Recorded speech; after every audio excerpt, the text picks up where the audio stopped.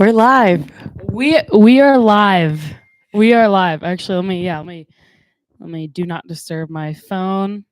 Welcome everyone to Softball Speakeasy's first ever live show. We're gonna turn up my headset real quick because I'm a little deaf. If you all didn't know, Fun fact about Raine. yeah. Fun fact is I am actually deaf in my left ear. Believe it or not.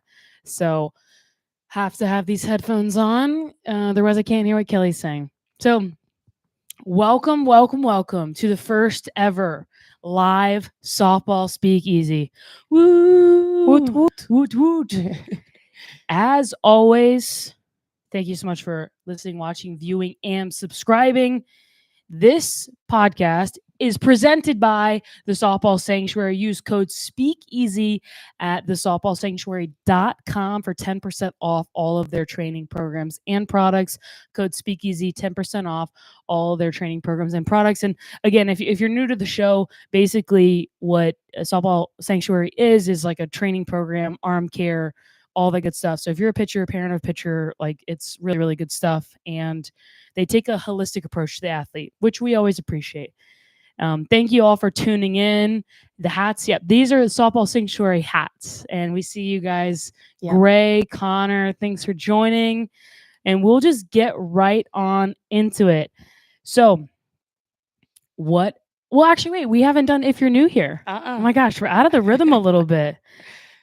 But if you are new here, my name is Raine Wilson. I'm a former Duke softball player turned analyst and broadcaster. And I'm Kelly Torres. I'm the one who does the squatting behind the plate.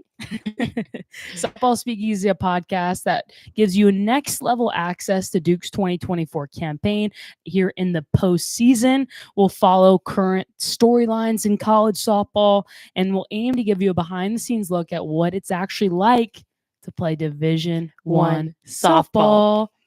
And what a time to be a Division I softball player, Kelly. Oh my gosh, what a weekend.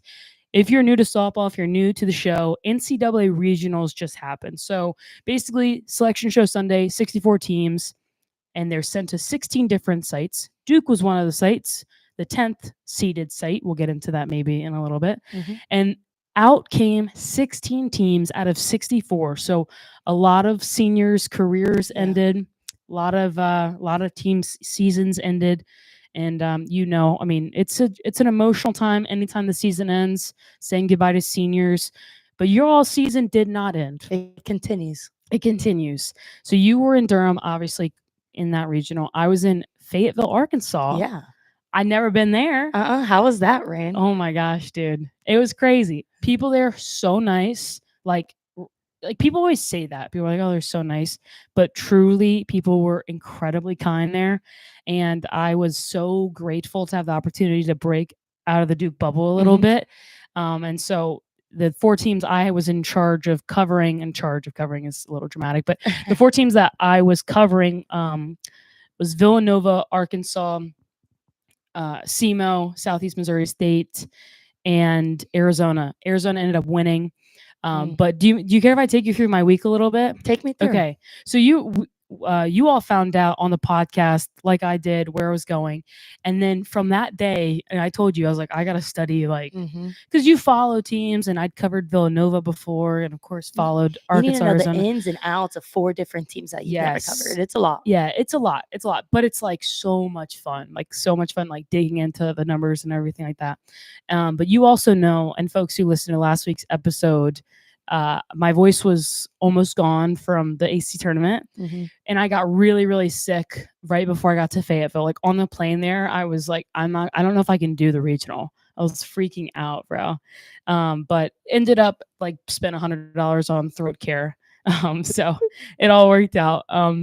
We're seeing the chat. We have the live chat right next to us, so we appreciate all the messages. But yeah, the regional went really, really well. My partner was awesome to work with. The whole crew was great to work with. So good to see Josh Bloomer at Arizona, and so good to see Christina Foreman at Arkansas. Arizona ended up coming out of that regional, which was they were really, really fun to watch. We can get into that later once we like preview the bracket and all that good stuff. But yeah, and part of being there was I stayed up super late the whole time because the games were really late, but I didn't really watch you guys play. Yeah. So I just did like a little, like I told you, like a little interview about 20 minutes ago, and they asked me like, "Did you get to watch Duke?" And I was like, "No." And I tried not to actually in the middle of it, like keep you up to Mhm. date because I wanted to hear about it from you live on the podcast. So take me through the Durham Regional, Yeah. start to finish. So we opened up with Morgan State. Yep. And Morgan State came out swinging. Yeah. And I feel like a lot of 4 seeds, I mean, Omaha, we can Mm-hmm. talk about that later. Mm-hmm. But Morgan State put the ball in play consistently and a lot. Yeah. And I think that caught everyone by surprise. But when you're a 4 seed, you don't have anything attached. You're just going out there and playing ball. Mm-hmm. After that, we played, well, then Utah played South Carolina. South Carolina ended up coming out of that. And then we were faced with the Gamecocks. Yeah, I mean, it was close game until the end, and then we just broke it open, ended up rolling them 8-0, 8-1, 8-0 the first game. And then they went through the losers bracket, beat Utah again to come play us on Sunday. And we ended up winning again. Wow. Yeah. And it was that second game. I did catch the end of that game Mm. where you all Oh. clinched it. I did catch the end of that one. It was That's the one I close walked until off. the end. It's No, a weird. you locked off. No, the final game. Oh, no. Okay. Not the sorry, you're right. The second game, not the second game of the regional. The second game you all played South Carolina. Yep. Oh yeah, you walked one off with the. It's weird to say walk off because it but was it's a run true. rule. Right. Right. But you did. You walked him off. Congratulations. And then that last game was super close until the end. I did watch Yeah. that one right after we finished, and that was a little stressful. But Jayla pitched incredibly As well. always. Like, oh my gosh. As always. Lights out. Mm-hmm. So it seems like there was really no speed bumps. Am I wrong? I mean, based on the scores, there weren't, but of course, that doesn't tell the full story. Were there any speed bumps? I would say we would like to see ourselves come out earlier. Yeah, in the games, and I feel like previous year, like Team 6, we always talked about wanting to score at the end. That was our problem last year, is like championship innings, and now that's not our problem. We come out at the end. It's more in the beginning. How can we attack the game like we do at the end, at the start? Right. And Coach K actually came and talked to us before practice today. What? It was a surprise. Mike? Yeah. Oh my God. He even like pretended to be me. He's like, "Who's the catcher?" Always doing the. I was like, "It's me." But yeah, Coach K came and spoke to us and was just like, "This is the fun part of the season. This is when you get to show, be you." That was his message: is don't try to change anything. Just go out there and be you, and the rest will take care of itself. Goosebumps. Well, I mean, I'll tell you a story quickly. So, first ever meeting we ever had as a softball team. Maybe this might be the first ever, but like one of the very first, where coach is like, "Hey, meet me and Cameron." We don't know any better. Like now, if she said that, you'd be like, "What's going on?" Right? Yeah. But we were like, "Meet me and Cameron." We're okay. We walk in. It's Coach K, and we're all sitting there. And I'll never forget. He goes, "You all don't go to Duke. You are Duke." And he just let that simmer. And we're like, "Yep." And then in fact, the regionals, do you remember our final year? He came and talked to us, and he had notes written down from watching us. Like he's just all around great human being. No, he came in, he knew who the pitchers were. Yeah. He was like, "Why don't we start scoring the first inning?" That's what he said. He said he's making a bet with his wife that we're going to score in the first inning this next game. Wow. Yeah. Well, it's funny like that's been the Achilles heel for you all this year, is not scoring early, but what strikes me, and this has been all year long, is like that second time through, that third time through, y'all make such good adjustments, and those are the innings that matter. So well done. Does anyone in the chat have questions about the Durham Regional, the Fayetteville Regional? And if you don't, we will move on, but we'll keep an eye out on the chat. But I do want to bring up one thing that happened the Durham Regional that I saw on Twitter and other places, and people are asking me about it, and I have some pretty strong opinions about it, actually. So the Deanna drama. Yeah. So for folks who don't know, fill them in on what occurred. So what was on TV was Deanna doing like a crying. She gets a hit. So she gets a bunt down. Yeah.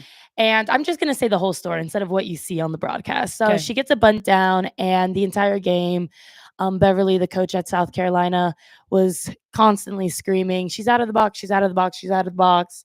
She was, in fact, in the box, and they didn't have any more challenges. Right. So she comes out, and D, I mean, it's super quick. She's just like, cry about it. It's Yeah, part yeah. of the game. Like, if you ever see clips of me yell, I yell really loud in people's faces. It's passion. It's part of the game. Yeah. And she was just like, cry about it. I got on. What are you gonna do about it? And so she came out to challenge her out of the box. Obviously, she didn't have any challenges. She wasn't out of the box. And you can't review that either. You can't review Yeah. that. So when she's walking by, she goes, "Shut up," to D, who's on base. Oh my gosh. Yeah. She walks Oh by my and gosh, says, I'm gonna turn "Shut this down. up," to D. And that's just, I can't imagine a coach on another team coming up to me and saying something, or even Yeah, no. like Coach Young. I No. cannot imagine that. So, I mean, Yeah. the announcers and everyone was like, classless on D. I'm sorry. I don't think it was classless on D. She's a girl who's playing the game. Yeah. Yeah. I think that's out of, No, I think we go back. We've talked about this all season long. If that were a guy doing that, oh my gosh, yeah. probably wouldn't be an issue. My thing is like, I think, and people have asked, like, what did you think about that whole thing? First of all, it was the end of their season, and it was a really tight game until the end. And so high emotions for them. Like, they had the game, they had the potential, they knew they could compete, and then all of a sudden the season just is gone. And so I think high emotion there, probably a disappointing year for them. And so I understand the emotion, but there is a boundary there of like between coaches and players. Yep. And I think even Coach, I don't know how Coach Liv felt about it, but like I think she was even like surprised, like kind of like, wait, what? Are you actually engaging my player right now? Because if you guys look on YouTube, you like Google MLB brawls, fights. These are things that I like to watch in my free time, or just MLB anything. Anytime a player or a manager talks to another player, that other manager whose player has been talked to is immediately out the dugout. I don't think Coach Young saw it. I think everyone was just kind of like, wait, what? What's going on? Yeah. But so not cool. It's weird when Denver, the second baseman, is like, saying, guys, chill, chill. Because it was, and also for D to also defend her in this way, anytime she's gotten called out of the box, you will not see, so like, she just gets off the field. Like, she's disappointed, obviously, but like doesn't showboat in that way. Like, she doesn't, like, so calm, cool, collected. And then a coach tells you to shut up. I'm proud of her for not going back at her, because she kind of just was like, I'm not even gonna engage you right now. I mean, you're letting a 19-year-old girl get in your head, who's playing the game. And also, high emotions. D has made adjustments. Yeah. And she's made adjustments and worked hard, and she's worked hard for it to stay in the box and adjust her swing. So, I mean, she's put the work in. So emotions were high. Yeah, emotions were high. Things like that can happen.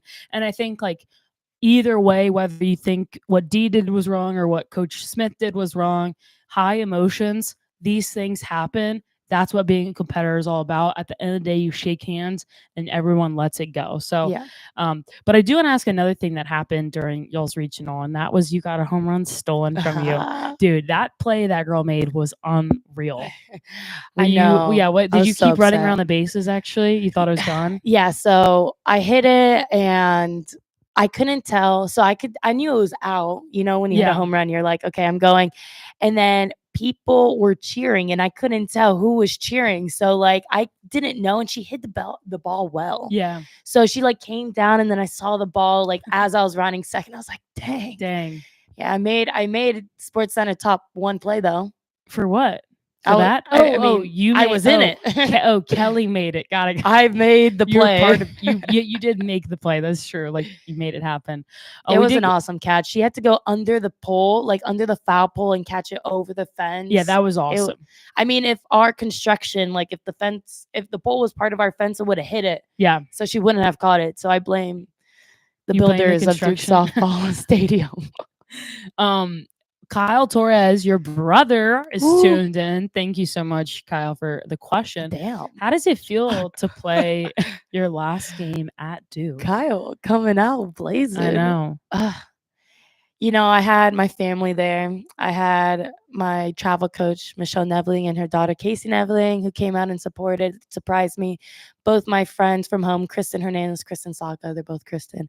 So it was nice that people were there. It was nice how we ended it, with a win. It's just weird. It's Yeah. weird to think, like, even today I was practicing. I'm like, this is one of my last practices on this field. And I don't know if it's because I'm in the midst of it that I'm just, looking at Missouri and, Right. games aren't over yet, but it's a weird feeling to know it's done. My time on that field is done. It is. It's weird. I It's don't know so because I'm weird. still playing. No, and like I remember the first time I left the building, and you're still so close to it, you don't real like it doesn't. It's not gonna hit you until 6 months from now. Like Yeah. that's the reality. But man, you left it all out there, dude. Mic bump. Boom. Thank you. Well, She didn't catch the dang ball. and Like a thumbs up. yeah. And so actually Gray just asked the question that I was gonna go with. Thank you so Yeah. much, Gray. What was the regional win celebration / Omaha, Missouri watch party like? So because that was your last game at Duke, but there was a long period of time Omaha. where Omaha could have won and they would have come to Durham. Where were you guys? Are y'all Okay. separated? Like, take me through all that. So the first game Omaha, Missouri played on Sunday started before our game. Right. So right before we had to go warm up, we saw the first 5 minutes of the Okay, game. yeah. And we were like, let's go Omaha. Like we were Omaha. rooting Omaha. We were like, we started going like, Omaha, please. Okay. Anyways. And then we heard during our game that they had lost. And then after our game, while we were like cleaning up, people were showering, we are just getting out of our uniforms, walking out of the team room, the game was on. And it was close. Yeah, it was close until the very end. And that poor pitcher, I don't know how her arm is feeling, how her body is feeling after a weekend like that, but they had a chance. They did. And although they did not win, I think it kind of built our confidence knowing that if you compete with them, like our hitting is good. Yeah. So I think it's very doable, and it showed to us what we can do to Missouri. But I did wish Omaha just scored one run. I know. Just one run. Yeah, to host, that would have been really cool. But Columbia is going to be a fun environment. So when you look at that regional, when you look at facing Mizzou for a chance to go to the Women's College World Series, like what are the key factors for success for you? Yeah. If you guys do X, Y, and Z, you'll make it. X, Y, and Z. I feel like right now in this season, postseason, every single team has skill. Every single team has talent. It's the people who will execute and who will do the fundamentals correctly. Those two things it's what's going to separate the winners and the losers. And coming into Mizzou, I mean, there are 3 pitchers, all throw up, so it's on the hitting side, it's laying off the balls above our head and zoning down. And I think once we can, shrink the strike zone and eliminate those balls, not get ourselves out, the rest will take care of itself. Yeah. I mean, it's going to be a lot of fun to watch. Yeah. I can't wait. I will be in Moab, Utah, hiking, and my only request to Danny, my girlfriend, is we got to find somewhere to watch the game. So I will be watching, but from very far. If anyone is going to Columbia, let us know. And you'll see Kelly there. But let's go through the other teams that we've talked about all season long, the ACC teams, and what happened to them in regionals. So Clemson struggled. Clemson struggled. I was upset with that one because they're a good team. I don't know if it was pressure, stress, whatever it was, but they didn't end their season to their potential because they were good. And I just feel so bad for those seniors. Yeah, they built that program. Like but that was like you guys leaving at Duke for Clemson. Yeah, no, like they were the founding fathers, the founding women. Yes, I guess mothers. No, it's founding mothers, founding fathers. No, yeah, and it's sad, but at the same time, as this like progresses, no one's gonna remember this year. Right, especially like Valerie Cagle, Logaleo, like all of those. Mackenzie Clark. Wow, she's a senior too. Yeah, of course. Duh. It's gonna be so weird not to see those women on the field next year for them. Millie Thompson's another Yeah. one. Like there's so many. We're missing a few, and then of course Lindsay Garcia, who Mhm. ended her career there. So hats off to them. The career they had was incredible. Tough ending for them, Yep. and I feel very similarly about the Virginia Tech seniors. Yeah, my They were gosh. so close to On beating paper, UCLA. Virginia Tech is just I think they are so aggressive on the bases that sometimes that can come around and hurt them. You think that's what the Achilles heel was? I think so. I think if they just I mean, they have big bats. So if they didn't go I saw a lot of hits trying to go into doubles and it got them out. Like I think their last game, Addie, their second hitter, came up and hit a home run. And if I think Emma Ritter was just hit a double or got thrown out, but if she just stayed to a single, that's a 2-run home run and they're up. Yeah. So I mean, it's such small things. You can't put the game on that, but I do think they were one of the best hitting teams we faced all year. Yeah. I thought I was just so bummed for them because I think they're really, really good. I think where they struggle is like Lemley and Grine and Mazaron are all really, really good, but they not Mazaron, she's like a little bit more down, but Grine and Limley both work up in the zone. So for you guys, like Jayla, you can pass the ball to Cass or Lily. All three are very different looks. And you throw Danny in and Sophie, like all five are very, very different in what they do. And Lindsey Grine, Emma Limley, and Emma Mazaron, the freshman, all are very, very, very good pitchers. But once you say they got on time with Limley up to the top of the zone, then you put in Grind, who also works the top of the zone as well. Yeah. It's easier to adjust as a hit as an offense.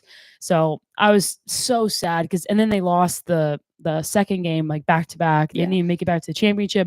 But those seniors on that team, Ritter and Green, they left an impact. Fagan and they left a certain impact, a big impact. And then UVA.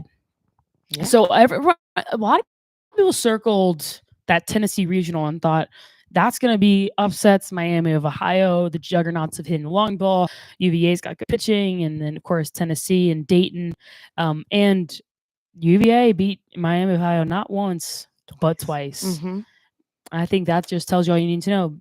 Good pitching beats the long ball sometimes. Yeah, and I do think they got their runs in. Their bats are going, and I feel like that's something UVA lacked in the normal season, but they came out and showed out and they ended, their season in a good way. Yeah. No, they had an incredible year and very, very happy for their success. And I think that success will absolutely continue. And then, of course, Florida State advancing to the Super Regionals against Oklahoma. That'll be an interesting one. We'll preview. Those will be football scores. That's what I'm thinking. Yeah. It could always like, and someone had texted or sent a message to us and said, did you expect the games to be closer or whatever? Expect the unexpected. Like that's, and then for Tennessee, for example, like they ended up dominating the whole weekend. And then everyone's like, oh yeah, that makes sense. And it's like, yeah, but going in, there were question marks. Who's going to step up? Who's going to, all these things. And across the country, another theme that I want to touch on with you, Kel, is the mid-majors. A lot of people saying, hey, you don't need to be a Power 5. The mid-majors come out and battled and are formidable opponents, no matter who they play. I saw that in my regional with Villanova. I'm wondering if you saw that across the country as well. Yeah, I mean, Morgan State, I think, out of all the teams we played, put more balls in play. And Southeastern Illinois or Louisiana. I'm sorry. Yeah, Southeastern Louisiana. Yeah, another team that put balls in play. So when you have nothing to lose for and you're coming in as the underdog, it just frees you up. Yeah. And I think we saw that with a lot of teams. Yeah. And even like going back to my freshman year, my stint at JMU, although we were at the time like a top 25 team, top 15 team, there was always the chip on the shoulder. Like it, especially against Power 5s, like we felt like we were better. And that like was that freed us up. For you guys, like you've seen both in your career. Mhm. Like early on, there was that underdog mentality building the program. Now this year, you all were ranked first at one point by Softball America. Shout out Shout to out. Softball America Yes. Podcast Network. Go ahead and subscribe to their YouTube channels while you're here. But yeah, you've seen both sides of that. So I think you're spot on. I also think like the player development and coaching is also great at the mid-major level as well. And I think obviously Power Fives, we get so much media coverage, AC Network Extra, all these things that Mhm. the softball fans see it more. But mid-majors, man, they're really, really solid. Yep. Yeah. But let's preview. Well, actually, I want to really quickly touch on Villanova really quickly because I just got to know them really well this weekend. They came out and first they lost the first game 14-3 against Arizona. Arizona came out and just dominated. Mhm. We'll get into that in a second.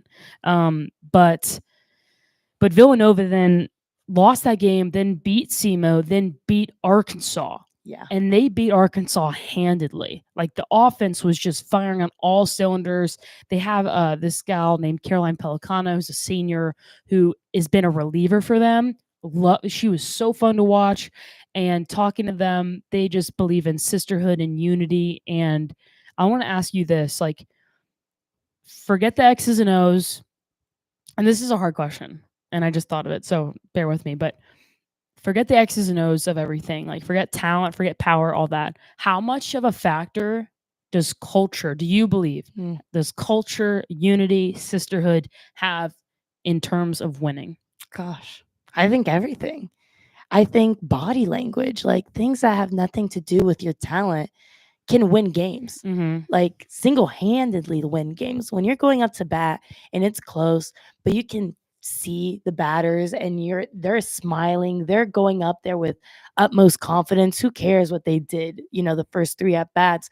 I think those are the teams that go far. When you're going and you can see the shoulder slump or you can see the pitcher getting upset with their infield. I mean, I think we Right. saw that a lot this year. Is like pitchers kind of going behind and like, come on, pick up. And then like when you see that, that's the other team's opportunity to just attack right there because they're not working together. Right. And although it's an individual sport, kind of like you're up to bat by yourself, you're throwing the ball by yourself, it's such a team sport. You need to have everyone's back. Yeah. You need to. And that's something we have harped on this year in Duke softball is just like, okay, you make a mistake, who cares? Because I know whoever's next has my back always.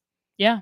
No, I mean, and I'm like completely in your boat. But I do think like winning covers up so many culture issues. Mm-hmm. Like what is really telling to me, especially about Villanova and in SEMO as well, is like they had a really rough non-conference at times. Like Villanova came to you all and you all put a pounding on them, but the culture did not change. Like when you win a lot, everyone's happy, there's nothing wrong, no culture problems, no drama, everyone's cool. But when you lose, the band-aid of winning just gets ripped off and you have to deal with the culture of a team. And so I think it's absolutely huge.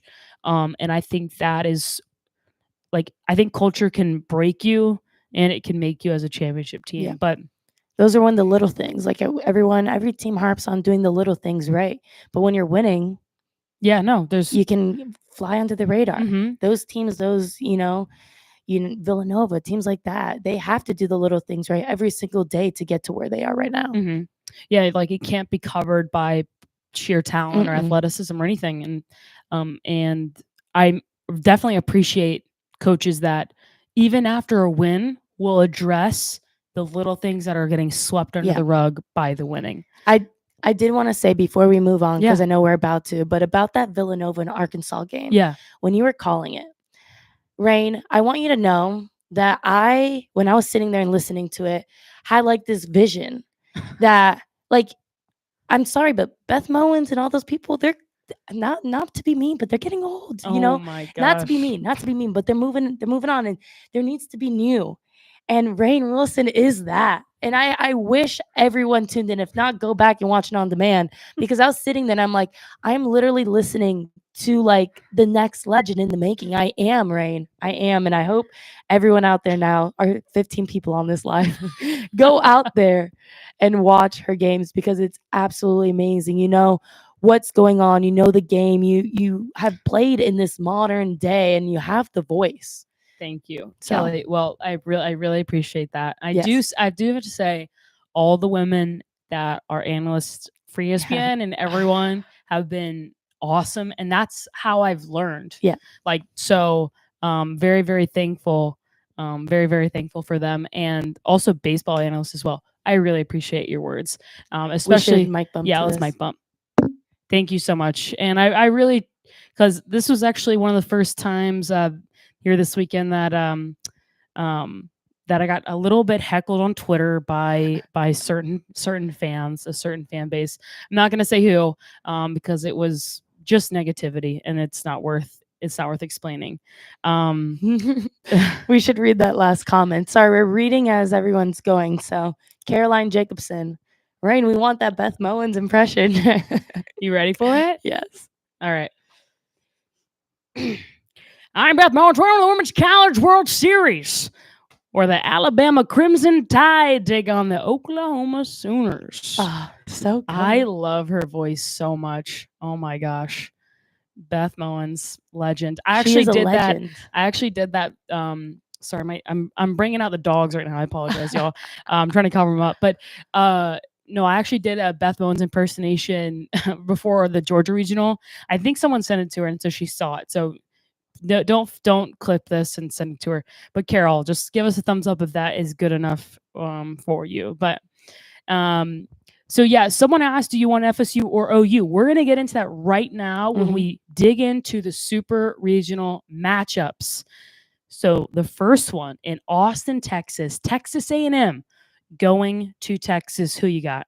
Texas. Yeah, I got Texas too. They looked freaking dominant. And I think Carol sent a unicorn goat emoji. That's a Oh. goat. Thank you, Carol. Yeah, that's Beth, actually, the goat.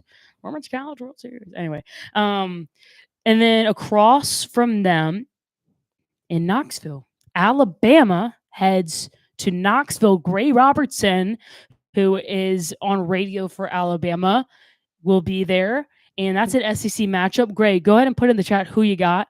And Kelly, who do you got in that matchup? I have Tennessee. I have Tennessee too. I'm sorry, Sorry, Gray. Gray. I'm so sorry. But I will say, Alabama the bats came out this weekend. If the bats are out, anything can happen with their pitching. Anything can happen, especially this year. Yeah. So. He said, "Wow, guys, wow." It's that pitching staff. But who knows if you prepare well enough. Hey, here's the thing. Anything can happen on any given day. All right. Thumbs up for that. That's this beautiful game. That's why we all love this game. Fun fact, this will be the 9th, 10th, and maybe 11th time Bama and Tennessee have played the last 2 years. Oh. Wow. Yeah. So and that's another thing too. When you play a team a bunch, there's something about it that it can be anyone's game because all the cards are on the table. So very excited to see that regional. Stanford hosting LSU. Yeah. What do you make of that regional? I think Stanford is going to come out of that regional. And I think it has to do with, their pitching. And if they just get some runs across, their pitching is going to hold out. I don't know, man. I don't know. I think that one was tough. When I watched Stanford versus Fullerton found a way to score some runs. I can never bet against Nyjah Kennedy. Yeah. And I think that if they go with her games 1 and games 2, they just have to take 2. I think there's a good chance. But I also think LSU, although in conference, and the committee doesn't care about conference play. Okay, let me put that out for everyone. And the committee doesn't care about your conference record. LSU didn't finish the way they wanted to, didn't get a hosting like they thought they should have. So I think that's a very, very intriguing regional or super regional, I should say. I'm going to go Stanford, but I'm going to go game 3. I'm going to go game 3 Stanford. Wow. Okay. Yeah. I think that's going to be a really good regional to watch. Yeah, absolutely. Another fun one, Pac-12 versus SEC. That's a hard one. UCLA versus Georgia. The Georgia Bats came alive late had to beat Yes. Liberty twice. Yeah. What do you make of that regional? I think how they played in regionals, I would take UCLA. But if I'm looking throughout the whole season, I think Georgia Really? just comes out. I think Georgia comes out to play. Mm, I do think they've been hit hard as Yeah. of late. yeah. And so it's at UCLA. This is going to be one that goes to game 3, but I say UCLA in game Yeah. 3. I'm gonna go UCLA 2 games. Okay. But I hope Shelby Walters, our former teammate, pitches Yes. incredibly well. But I think UCLA, the way they played, has just been nearly lights out. Of course, they gave up a few runs to Virginia Tech, but we've talked about it. Virginia Tech has a really, really good offense. So does Georgia. I don't know. That's why this is so fun, Yeah. because we don't know. We'll just see. We're seeing some scores put out. I love that. And excited to see how it all shakes out. So I'm gonna skip part of the bracket because it has my friend Kelly in it. We'll talk about that in a second. This is an interesting one. Florida hosting Baylor. Baylor coming out of ULL. Yeah. What you think? I think Florida's going to take it. Yeah. Dang And it. it's hard to root against any of the top seeds just based on how they've played, but by average, I'm sure the top seed's not going to win every single one of these regionals. But I got Florida too. They've just been so good down the stretch. Mhm. And then we talked about this kind of briefly, but Oklahoma and Florida State. Someone asked us which one we want to win. Oh, I want FSU to win just to show, ACC love. Mm-hmm. Get 2 ACC teams out there. I actually want Oklahoma to win. What? And I'll explain why. What? I'll explain why. All right. In our current climate of women's sports, okay, it's growing. The numbers, ESPN softball numbers are going up from last year, going up from regular season, best year in a handful of years, I think since 2015. And Oklahoma going to Oklahoma City will bring in a lot of people. And when there's a big crowd and a ferocious crowd, it makes for good TV. It does. And I want the sport to grow. So that's why I go with Oklahoma. It's a win-win though. If Florida State ends up winning, it's a rematch of last year's national championship. That will be a crazy story. And don't forget, everyone, we talked about this earlier in the year. Florida State, when they won their 2018 national championship, had a very, very similar start. Not a similar season by any means, but a similar start, and that they lost a few games early that people were kind of head scratching about. So I'm just saying, don't count out the Noles. But that is going to be a fun one. I think that's going to be a very high scoring supers as well. Yeah. On both sides. Both teams can swing it. Yeah. And then let's go to the part of the bracket that I was covering. Oklahoma State hosting Arizona. Arizona, one of the 2 unseeded teams in the Super Regionals, Baylor being the other one. Who you got, Oklahoma State or Arizona? I got to go with Oklahoma State. Okay. I think they'll take it in 2. Arizona's offense was so good. Even in the games that they didn't, the game 2 for them against Arkansas, they didn't have a ton of hits, but just their approach at the plate and the way they swing the bat and the fact that they have a ton of lefties bodes well. I mean, softball, it's different than baseball. There's not a big lefty-lefty matchup isn't as much of a thing, but the lefties on that team hit really well against righties, and Lexi Kilfoyle, Rosenberry, right-handed hitters down in the zone. I don't know. I think Arizona can win one of them. Yeah. At the very least. But Kilfoyle, she's just been so good. Year. She's just so good. Yeah. And I also think too, Arizona's pitching, they pitched really well this weekend, but they're very young. It's a soft. I mean, Stoddard is a senior, not to get too much in the weeds, but they had a ton of injuries, so they kind of had to pitch by committee, and they did so really well. But OSU's offense really solid, so it'll be tight. And then the final Super Regional that we have not talked about, Duke will go to Columbia, Missouri tomorrow. Yes. You're leaving tomorrow, and you'll take on the Missouri Tigers. Give me your prediction. Let's just say you can call me Joe Exotic. No, I'm kidding. That was a Tiger King joke. Anyways, I got it. I think we're gonna come out there and attack. We do really well on the road. Yeah. And Clemson was probably one of the highest atmospheres. FSU too, but Clemson's just incredible with their seating and how many people showed out. And I think that's what's gonna happen in Missouri. It's gonna be the biggest crowd we've ever played in front of, and we love that environment. And Yeah. I'm just excited to be there. Yeah. No, I'm excited for you guys. I also think, trying to remove myself, zoom out. Mhm. I was so happy to see Missouri win against Omaha. Like, part Oh. of me was like, it'd be a cool story. Like Omaha 4 seed comes out, and then you all get to host. Obviously, that's awesome. But you all play your best when you're the underdog, Yeah. and when your backs are against the wall on the road. Mhm.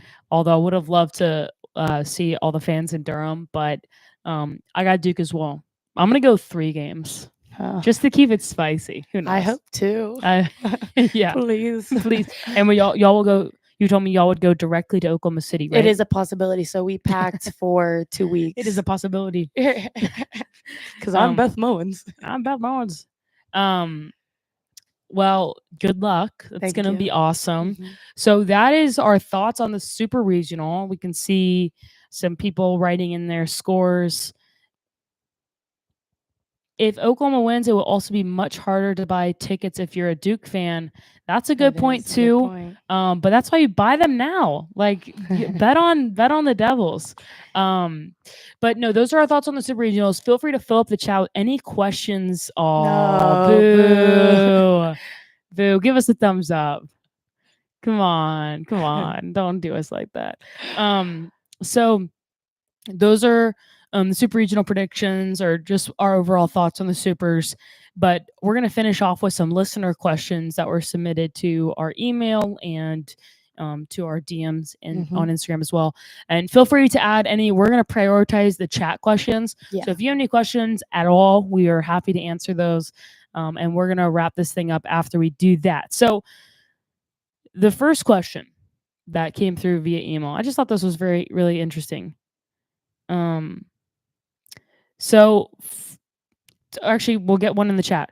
Women's College World Series tickets, you have to buy tickets to specific seasons, right? Or sessions, sorry. No idea which session Duke will be scheduled for. Oh, I see. I've never been, so I would not know. Whatever you see on ncaa.com is probably what, But I will say that I've never seen it sell out. That I know of. Correct me if I'm wrong, but I've never seen it sell out. It's a huge stadium. Yeah, it is a very, very big stadium. I mean, relative to softball. Yeah. So this question actually comes from Regina Lee as well. Regina, thank you, by the way, so much for all your questions. Like, really appreciate your support of Duke softball and the support of the podcast. Means a lot to us. So we've heard that Cass is effectively wild, and neither Kelly nor Cass know where the pitches are going. Is that rare in the sport? How often does Kelly know where the pitch is going with Jayla, Lily, Danny, and Sophie? Yeah. Well, all of them miss. Jayla misses, Lily misses. They all miss.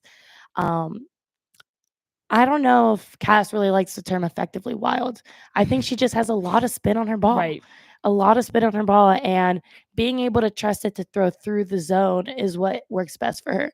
So I would say, obviously, with Cass, it's a lot more than the other pitchers, but you can kind of tell as a catcher when Jayla's, a little bit more wild than usual. I probably will set up more middle to see if, the balls are going across the plate. But at the end of the day, all pitchers miss. I think Cassidy just happens to be a little bit more. Yeah. But it works for her. And also when like it's nasty and moving like crazy, yeah. Sometimes that can't be controlled.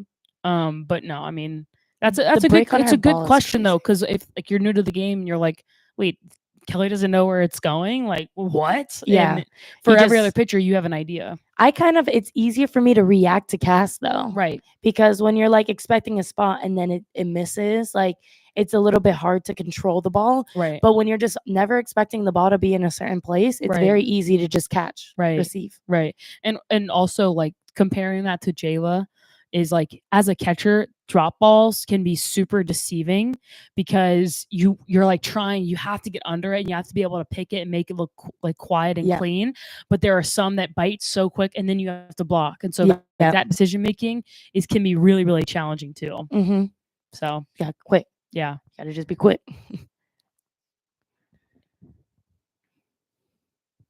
Yeah, Kelly, you're the bomb. I agree with that. Thank you. Thank you, Don. Any information on what the future of the catching position is going to look like for Duke? We don't make those decisions, unfortunately. We have no clue. You know what? Kyrie Rodriguez. Oh yeah. She tore her ACL playing Pitt last year, has been recovering, has been working her butt off day in and day out with us behind the plate. And there's not going to be a let up. Like when I go, Kyrie Rodriguez is going to step in and it's going to be like a smooth little transition because Yeah. she has Oh, a yeah. cannon for an arm. When I tell you a cannon. Mm-hmm. So, and you know what's to just shed light on that too, like when people go through like long-term injuries, people forget that they are on the team, like fans forget, but Kyrie is like a dog. She is like awesome. a dog. I am so excited to watch her play next year because Yeah. I just know all the work she puts in. And especially now, honestly, when you get hurt, you have to put more work in. You have to do PT, you have harder lifts, you have to do extra conditioning. Then on top of that, you got to put your extra work in and practice. Mm-hmm. Like, and she does it. Yeah. And she does it well. Yeah. And I tore my ACL. Tearing your ACL, it takes so much to get back. And so hats off to her and her hard work. So that to me, the future of the catching position. I don't know the recruits are coming in. I don't know what the battle would look like. But yeah, because you can't have just one. You and Fake you're leaving, but Kyrie, write down that name, Kyrie Rodriguez. Let's see the other questions we have. I love this one. Besides pitching, what other aspect should I concentrate on building my softball program? So I got some thoughts. Yeah, go for it. I would say like obviously the fundamentals, right? Like you wanna create good hitters, good pitching. I think starting with pitching is like awesome. Everything is like that is really solid. But what kind of we touched on earlier, like the culture piece of your team and making everyone or helping everyone understand that everyone plays a role and identifying the leaders on your team and ensuring that those people, your best players, are also your hardest workers, will help the team kind of grow from the inside out. The goal for it being to be player led and player driven. I think that is so big. And that starts, to me, it starts with the words you use every day, the verbiage you use every day, what you harp on, what you focus on. So I would identify what you prioritize or what you want in your team and make sure that's in the vernacular every single day at practice. And then you could start building the culture, and the X's and O's piece will be like bolstered by that. That's what I would say. Yeah. And then Gray answered the Women's College World Series session. I see Gray knows everything. Gray's awesome. Gray knows everything. Gray is softball king. He said the Women's College World Series sessions are decided by TV and possible ratings and whatnot. So my guess is if OU and UCLA both make it, that'd be the day session since there will be an ABC game probably. Who's to say though? So yeah, to your point, Regina, no one really knows. And so you can't just buy tickets yet. Sorry about that. But thank you, Gray, for the information. We'll answer one more question. So feel free to send one more question, and we'll answer this one while we wait for one more. What are your thoughts on knee savers? When I was younger, I had knee savers, but I think in the college level, people just don't use them. No. Especially with drop ball pitchers, you need to be extremely low to the ground, and knee savers just physically don't let you do that. I also think, you have strong legs, use them, and it sucks to be a catcher, but that comes with the position, right? You have to get up off your knees, get in a solid stance, and just be able to move. And I think knee savers kind of get in the way of being able to go side to side, up and down. So that's a good point. Yeah, great points. Yeah. All right. So the last question looks like there's a lot. We'll answer both of them. All right. Well, what will it take for Duke to rename Duke softball stadium to Marissa Young Softball Stadium? I think Coach Young would have to donate $5 million. No, I don't know. I think that they're probably gonna save that For a big for a donor. sponsorship or a big donor, Yeah. to then funnel into to softball. But no, I understand the sentiment of the question totally. Like, she has truly built this place, and very, very thankful to know her and to be a part of the program. And you're still a part of it, obviously. But she, I imagine at some point something will be like Mercy Young Field or something like that will be used to honor her. Yeah. I can't imagine it wouldn't be. Very, very far in the future, I feel like. You know what I mean? Yeah. Like when she's Yeah, announcing she's so young. games. She's so young. She is very young. Yeah. And then this last question, then we're gonna wrap this thing up. Kelly Torres Stadium. I love that. Yeah. Yeah. I've never forgot. Softball Speakeasy Stadium. Listen, when we make it big, we'll donate and we'll be Softball Speakeasy Stadium. What can we do to build softball at the next level after college? I talk about this a lot actually. Now that Claire just got drafted to AU, I wish there's the WPF. I think that's what it's called, correct? I mean, if I'm wrong. There's so many. I just wish there was one. Yeah. I really just wish there's like 3 different pro leagues out there, and I know it's just difficult to build it when there's just so many happening at once. Yeah. It's so saturated. So I think like, and we are not, I want to say this now, we are not experts on all of the dealings of pro leagues and who's behind all of these pro leagues. I think AU is really fun and great and like cool and unique, but people can't cling to a team. And so I think that the shelf life of it might not be as much as like the WNBA. Yeah. But I do think that the way we build it is if the MLB latches on and it's like MLFP, Major League Fast Pitch, and they do like similar as the WNBA and funnel money into it.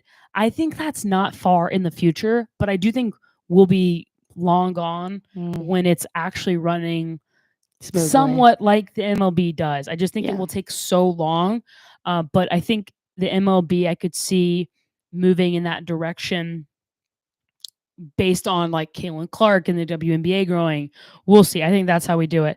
But I do want to say one last thing before we wrap this up. So Kelly, you were snubbed out of an All-ACC selection, but we had a conversation and we talked about all the impact that you've made on the field, on the team, at Duke, and in the softball world. Despite that, you're allowed to be mad about it though. But my friend here was named NFCA All Region. So you got your flowers that you deserved. Congratulations, Kelly. The best is yet to come for Kelly Torres.